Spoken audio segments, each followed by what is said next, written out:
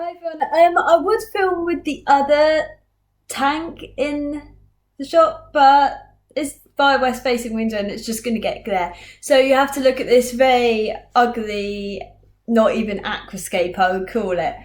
So this video is going to be about Leporacanthicus, and they are also known as the vampire Plex, the whole genus, even though it's mainly one that gets called it. And I'm mostly going to refer to the classified species rather than the unclassified. So I find this genus really hardy. I don't know if other people have found it.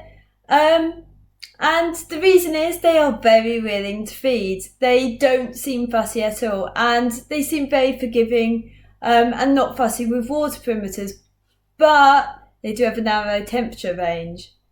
The only exception really I'd say is they are reasonably large. The largest around 30 centimetre standard length, the smallest 24, the average is around 24 centimetre standard length.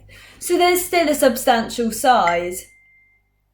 They are very easy to identify, and a lot get missold under the genus Hypancistrus, but you can easily separate them. Hypancistrus has quite a short head if you look at my photos of Hypans, and then if you look at Leporacanthicus, it's got a very long head. I find its nose is quite, it kind of slopes a lot, and they have their actual facial suction pad, would you call it? I'm not sure what to call it.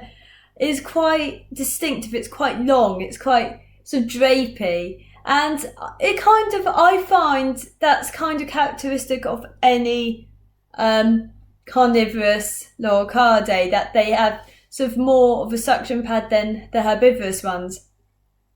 So they are traditionally, strictly speaking, identified by the small backwards facing bump, or sort of like point on the back of the head, which I don't find that easy to identify. I find their head is quite distinctive anyway. But they also, their teeth is why they're given the name. And if you see their teeth, they have got two long fangs on the top of their mouth, or two long teeth. And they have plenty of other teeth around. So, like many Leporacanthicus, they have a lot. I don't usually generalise any genera. I always say look at the species, and I'm going to sort of partially generalise this, but there are only 4 classified species in this genus, which are Leporacanthicus galaxis, Leporacanthus heterodon, Leporacanthus joselimai, and Leporacanthus triactus. And all of these are actually quite common. There are very similar L numbers to L galaxis, and the others, or is it Galaxis? I don't know. Have some L numbers are quite similar, but I won't go over the L numbers because L numbers can be a bit of an endless sort of thing. So I'll go over the currently classified because that will change over time. So they all originate from the sort of northern part of South America, Brazil, sort of mid and upwards, Brazil, Venezuela, Colombia. There are probably others in other regions of this South America. There's quite a few in Rio Orinoco. So they are very much, which is quite nice for a lot of people, a mid-range fresh water, as all Leporacanthicus are. Mid-range tropical temperatures, so 24 to 26/27. I would keep them mostly at the 25 and then probably sway short term, like seasonally a bit, as all species have some seasonal variation, and it's probably good for them to have this seasonal variation. Like all Leporacanthicus, they require soft, acidic water with lots of flow and turnover. But regarding acidic, a lot of people can't do anything about the fact their water's not acidic. RO will only change it to a degree. So I would say low TDS. So I'll go around sort of 100 to 120 TDS. You can go higher, but this is what they're more suited to. And you can go lower, but I'll be very careful of going lower. So they do, with that high turnover, high flow, they require a lot of filtration. And I would also have a lot of biological filtration. Being more carnivorous, they do not produce as much solid waste, so I wouldn't worry as much on mechanical filtration, but I would still, well, compared to other Leporacanthicus, but I'd still have it. You will probably want power heads or some sort of extra flow, extra filtration, stuff like that. So their diet is nothing like people expect from Leporacanthicus, and is the same as Hypancistrus. They are not herbivores, they are more carnivorous. They are still omnivores, but more on the more carnivorous side. So Rapace Soylent Green and EBO spirulina isn't going to be bad for them. It might be beneficial actually, because in the wild they probably will eat ulfrich, which is biofilms, algae, protozoa. So they probably will eat a little, but probably more on the carnivorous side of that, so more biofilms rather than the algae. So it won't be bad to feed it to them occasionally, it'll probably be good. Their diet will, it being carnivorous, you should mostly focus on Rapace bottom scratcher. EBO does plenty of diets. I would also feed the sponge food one, but I'd feed that to most Leporacanthicus anyway. And then I'll go into sort of the more fresh foods. So krill, mussels, cockles, shrimp, they will readily feed on those. You could also feed them snails. I don't mean pest snails, they are way too small. I mean, well, rather unethically killing kind of land snails, but you want them a reasonable size, probably about that.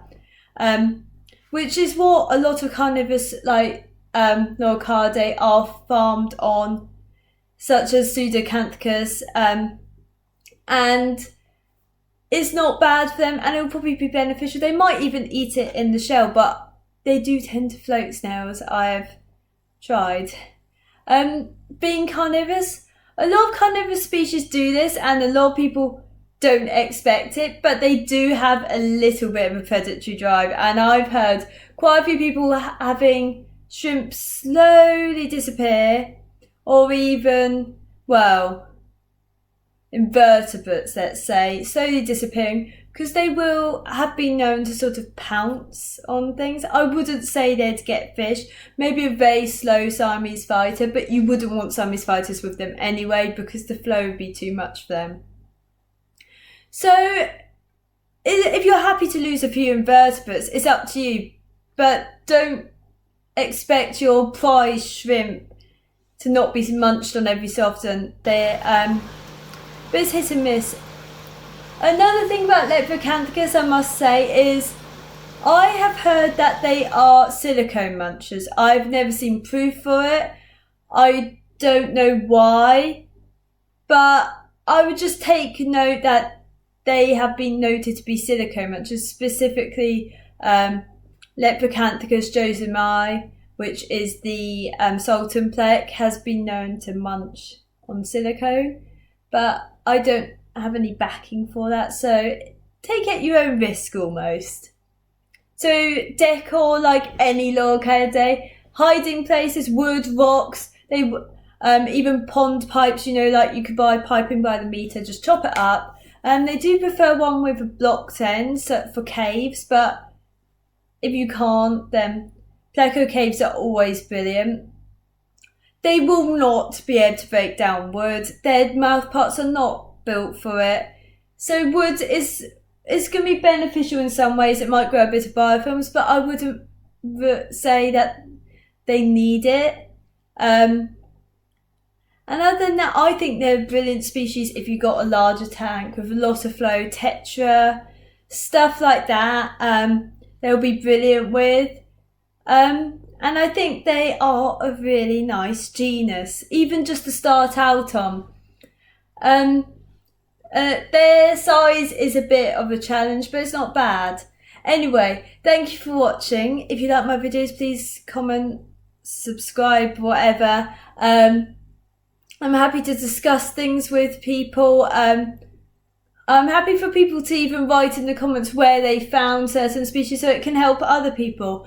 I can write stores where I've seen species, but generally stores can order a lot of them in. The described ones are quite common. Apart from Leporacanthus heterodon, I've not seen too often, but I have got videos of Leporacanthicus heterodon, so they are around.